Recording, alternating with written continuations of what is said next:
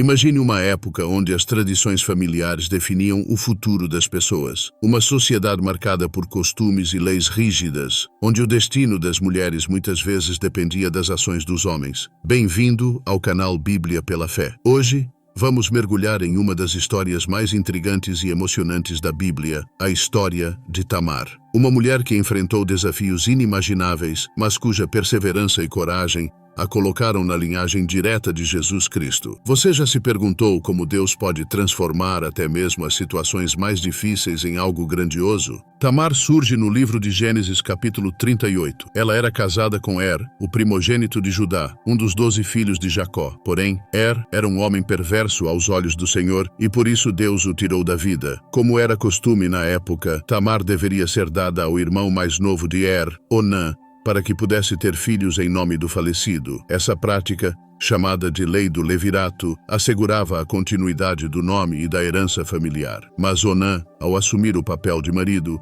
se recusava a cumprir sua obrigação. Ele interrompia o ato sexual para evitar que Tamar concebesse, pois não queria que os filhos gerados fossem considerados de seu irmão. Esse ato desagradou profundamente a Deus, e Onã também morreu. Com a morte de Onã, Tamar ficou novamente viúva e sem filhos, uma condição extremamente difícil para uma mulher naquela época. Judá, temendo que seu terceiro filho, Selá, também morresse se casasse com Tamar, decidiu enviá-la de volta à casa de seu pai, sob a promessa de que ela se casaria com Selá quando ele crescesse. Porém, Judá não tinha intenção de cumprir essa promessa, deixando Tamar em uma situação de abandono e desespero. Imagine o sentimento de injustiça que ela deve ter experimentado. E você, já passou por momentos em que sentiu que alguém não cumpriu o que prometeu? O tempo passou e Tamar percebeu que Judá não planejava dar-lhe Selá como esposo. Movida pela necessidade de garantir sua sobrevivência e seu direito de gerar descendência, ela traçou um plano audacioso. Quando soube que Judá viajaria para um lugar chamado Timna, ela tirou suas vestes de luto, cobriu-se com um véu e se disfarçou de prostituta. Sentou-se à beira do caminho, onde sabia que Judá passaria. Ele, sem reconhecer Tamar, aproximou-se dela e a contratou, prometendo pagar com um cabrito de seu rebanho. Como garantia até que o pagamento fosse feito, Tamar pediu-lhe seu selo, seu cordão e seu cajado, itens que simbolizavam sua identidade. Tamar concebeu nessa ocasião e logo retornou à sua vida habitual, ainda disfarçando sua gravidez. Mais tarde, Judá enviou o cabrito prometido, mas a prostituta já não estava lá. Ele, então, decidiu esquecer o assunto para evitar constrangimento. Contudo, meses depois, ele recebeu a notícia de que Tamar estava grávida e, indignado, ordenou que ela fosse queimada, acreditando que havia cometido adultério. Aqui, vemos o contraste entre a hipocrisia de Judá e a sabedoria de Tamar. Isso nos leva a refletir: quantas vezes julgamos os outros sem examinar nossas próprias ações? Quando Tamar foi trazida para ser punida,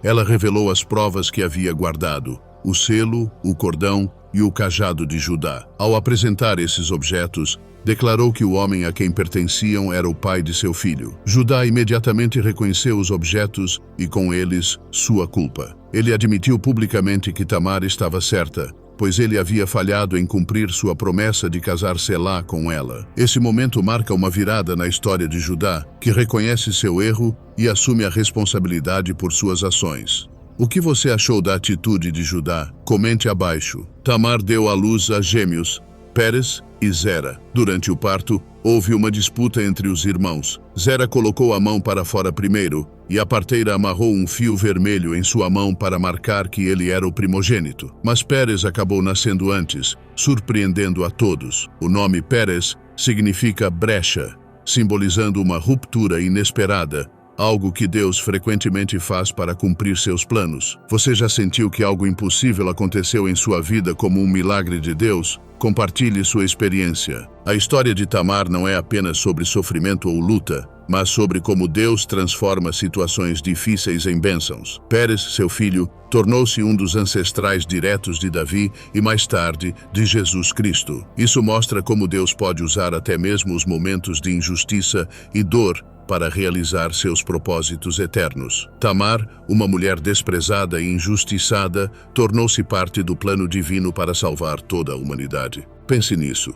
O que a história de Tamar ensina sobre confiar nos planos de Deus? Essa história também nos ensina sobre a importância da coragem e da determinação. Tamar poderia ter aceitado seu destino e vivido na obscuridade, mas escolheu lutar por seus direitos e pela justiça. Sua atitude nos inspira a enfrentar nossos próprios desafios com fé e perseverança. Além disso, vemos em Judá um exemplo de arrependimento e mudança, mostrando que Deus sempre oferece uma segunda chance. Quem, em sua vida, precisa ouvir essa mensagem de esperança? Envie este vídeo para eles. A história de Tamar nos lembra que Deus vê além das aparências e das circunstâncias.